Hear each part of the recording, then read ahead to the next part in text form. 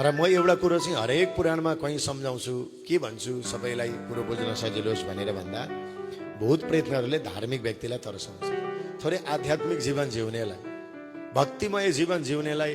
थोरै आफ्ना कोही कुल पितृहरू दुर्गति भए, दशक आदि कर्म हुन सकेन, साँपले टोकेर मृत्यु भयो, आगोमा कोइलामा रुखबाट लडेर नारीको हातबाट विष पिएर आत्महत्या गरेर मर्नेहरूले यदि दुर्गति भयो भने त्यो कुलमा भक्तिवान श्रद्धावान सन्तान कहिले जन्मिन्छ भनेर पर्खेर बसेका हुन्छ।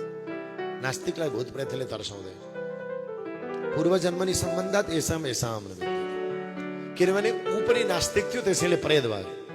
अब नास्तिकको मैले सहारा मागे भने मेरो उद्धार गरे भन्दा त्यो नास्तिकलाई आफ्नै विश्वास लाग्दैन, उसलाई भगवानको भूत उसलाई हाम्रा पूर्वजहरू हुन्छन् भन्ने विश्वास लाग्दैन। त्यसैले त्यो कुलमा अलिअलि हात जोड्ने, भक्ति गर्ने, गीता पाठ गर्ने, होइन, भागवत भनेपछि श्रद्धाले सुन्नेहरूलाई अलिअलि आवाज दिन्छन् अरे, आफ्नो उद्धारको लागि कोसिस गर्छन् अरे।